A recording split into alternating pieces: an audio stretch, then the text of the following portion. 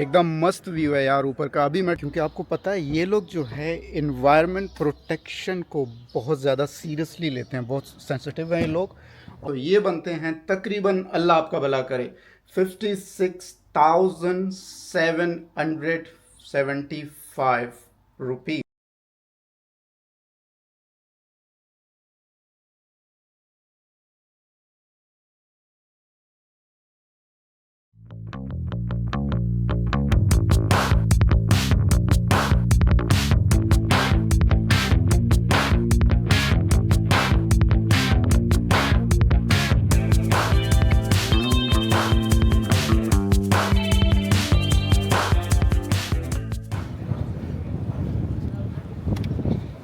Hello जी, अस्सलाम वालेकुम। और कैसे हैं आप लोग? भाई मैं हूं यूरोप के इस वक्त एक ऐसे मुल्क में जो कि ना सिर्फ अपनी नेचुरल ब्यूटी की वजह से बहुत मशहूर है, बल्कि अपनी क्लीननेस और लिविंग क्वालिटी को लेके बड़ा ही फेमस है।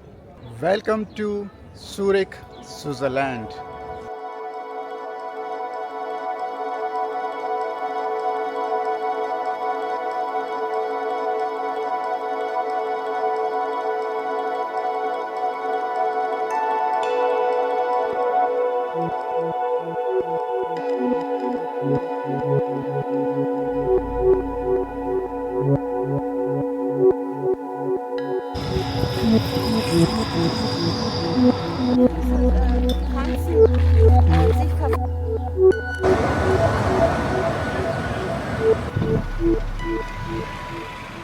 जी हाँ, मैं हूँ उस वक्त सूरिक में, और सूरिक है तकरीबन, जहाँ पे मैं रहता हूँ जर्मनी में, विंटरलिंगन में, वहाँ से तकरीबन 1.5 से 2 घंटे की ड्राइव पर है। वैसे बात करूँ सूरिक की, तो वैसे तो स्विट्ज़रलैंड का जो कैपिटल सिटी है वो बैन है, बट जो वैल्यू और जो बिज़नेस सेंटर और इकोनॉमिक सेंटर है वो सूरिक है।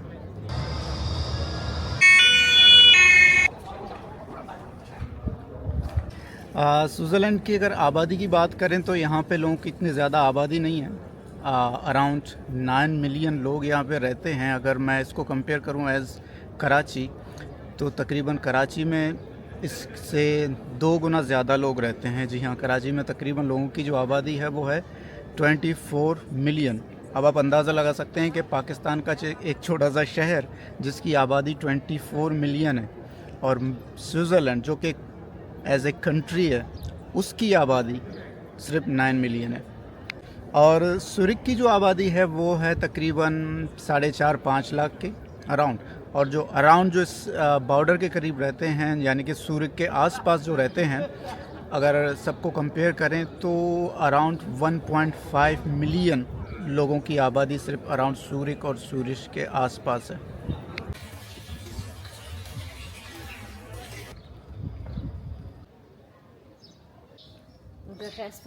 बात कर ही रहे थे तो यहाँ पे मैं आपको बता दूं कि मुस्लिम आबादी कितनी है। तकरीबन 9 मिलियन का 5 से 6%, इसका मतलब है तकरीबन 40 से 60 हज़ार लोगों की मुस्लिम कम्युनिटी की आबादी है यहाँ पे, जिसमें Pakistani, Turkish, Albanian, Bosnian, Kosovo, ये सबको मिला के जो है मुस्लिम आबादी यहाँ पे। स्विट्ज़रलैंड जो है यूरोप की एक्सपेंसिव कंट्रीज़ में आता है। उसकी एक वजह ये भी है कि यहाँ पे लोगों की सैलरी बनिस्बत बाकी कंट्रीज़ के बहुत ज़्यादा है। अगर मैं बात करूँ जर्मनी की, अगर जर्मनी में आप 3000 ब्रूटो यानी कि ग्रोस अर्न कर रहे हैं, तो यहाँ पे आप उसका डबल कमाते हैं। लेकिन बात यह है कि आप यहाँ पे डबल पे भी करते हैं।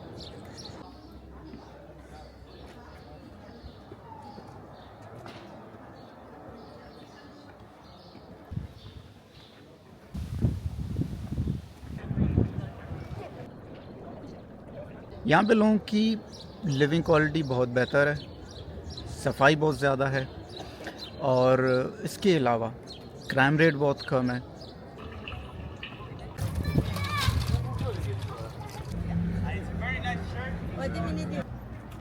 एक्चुअली हमारा जो चेक इन था होटल में वो था 3 बजे, और हम ड्राइव करके यहाँ पे 12 बजे पहुँच गए थे। तो गाड़ी हमने पार्क की है वहीं पे होटल के बाहर, और बस अपना बैग लेके अभी हम जो आए हैं यहाँ पे। तकरीबन ये कहलाता है ओल्ड सिटी। इनका जो ओल्ड सिटी है वो है तकरीबन हमारे होटल से आधे घंटे की वॉक पर।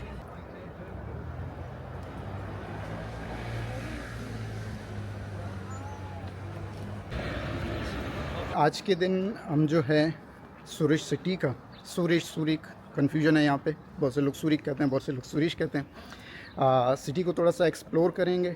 कल हम निकलेंगे, यहाँ पे एक वाटरफॉल है शाफहाउज़न में, यहाँ पर नहीं है, तो वो हमारे घर की तरफ ही पड़ेगा। तो कल वो वाली जगह विज़िट करके उसके बाद हम इंशाल्लाह घर के लिए निकलते हैं। भाई यहाँ पे मैं अगर जॉब अपॉर्चुनिटीज़ की बात करूँ तो IT section, AI, engineer, nurses, finance, in fields की डिमांड है।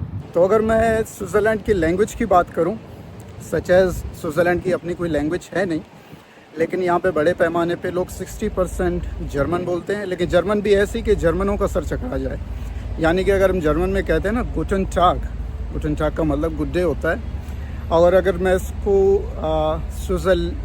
स्विट्ज़रलैंड में लोग गुटन टाग ऐसे बोलते हैं जैसे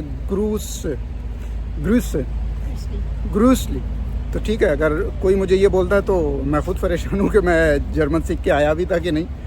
तो और दूसरा ये कि वेस्टर्न साइड पे लोग फ्रेंच बोलते हैं, जो स्विट्ज़रलैंड का वेस्ट पड़ता है, और साउथ वाले साइड पे जहाँ पे इटली पड़ता है वहाँ पे लोग इटालियन बोलते हैं। तो इसका मतलब 60% लोग जर्मन और बाकी 40% इटालियन और फ्रेंच बोलते हैं लोग।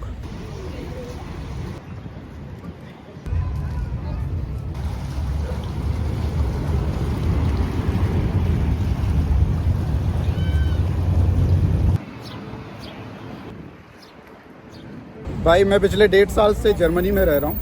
नो डाउट जर्मनी बड़ा स्ट्रिक्ट है, सफाई सुथराई बहुत ज़्यादा है, रूल्स चीज़ें बहुत ज़्यादा हैं। लेकिन स्विट्ज़रलैंड जर्मनी से 2 कदम आगे है।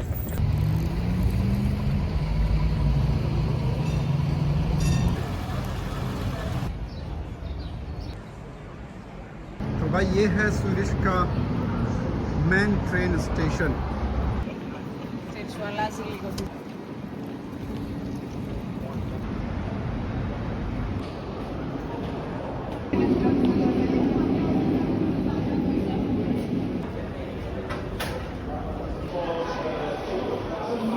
चेक इन कर लिया हमने, एग्जैक्टली 3 बजे था चेकिंग, तो 4 बजे तक चेक इन कर लिया था कि हम दूसरी साइड पे वॉक पे निकल गए थे और थोड़ा बहुत कुछ खा पी कर अभी जस्ट रैंडम वॉक पे निकले हैं। मुझे अच्छा लगता है इस तरह सिटी को बगैर किसी प्लान के बस एक बार ऐसे ही वॉक पे निकल के बस अनप्लान्ड चीज़ें देखना समटाइम्स अच्छा लगता है। बस ऐसे ही वॉक पे निकले हैं और मैं यहाँ पे करीब में शायद एक पार्क है, थोड़ा सा मैं देख रहा हूँ कि कहीं पे मुझे ऐसी जगह मिल जाए कि जहाँ पे मैं ड्रोन को फ्लाई करके जो ये सिटी का व्यू है वो देख सकूँ। क्योंकि यहाँ पे मुझे इस तरह अलाउ नहीं है। स्विट्ज़रलैंड में अगर फ़ाइन लग गया तो बहुत ज़्यादा लग सकता है।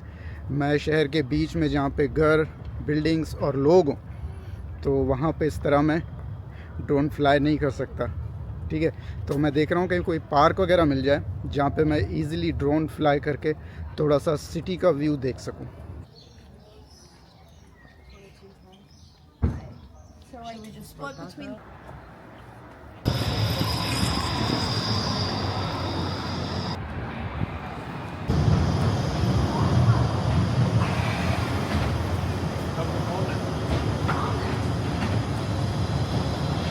आपको ये वाले जो बिल्डिंग्स नज़र आ रही हैं, यहाँ पे ये कि 70 to 80% यहाँ पे बड़ी बिल्डिंग्स और जो घर्स होते हैं, बंगले होते हैं, उनके नीचे इन्होंने बंकर्स बनाए होते हैं for the in case of emergency situation, जैसे लॉकडाउन की सिचुएशन होती है, यहाँ पे कहीं पे वार होती है। ठीक है, तो उस कंडीशन में ये अपने लोगों को सिक्योर करने के लिए वो बनाए गए हैं। ठीक है, और इनके पास इतनी जगह है कि पूरा स्विट्ज़रलैंड, ठीक है, कि पूरे स्विट्ज़रलैंड के लोगों को ये लोग बंकर में सेफ रख सकते हैं। Ja, super.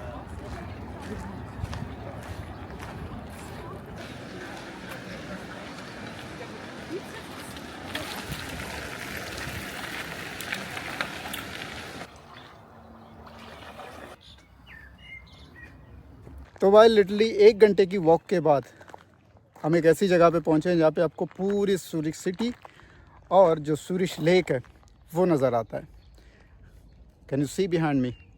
व्यू चेक करो यार, बस ये व्यू के पैसे हैं।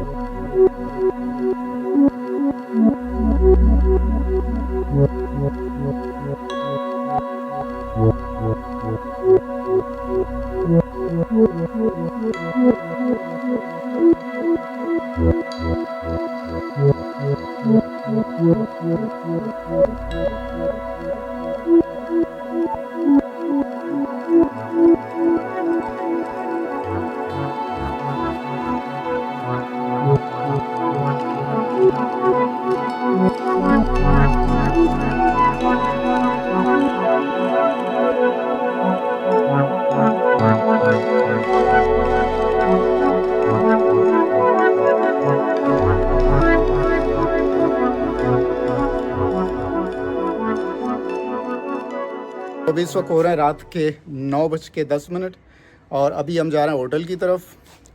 एक्चुअली मुझे ट्राम पे सफ़र करना बड़ा अच्छा लगता है, मज़ा आता है। तो हमने ये 2 टिकट लिए हैं। एक टिकट पड़ा है हमें €2.80 फ्रांक का,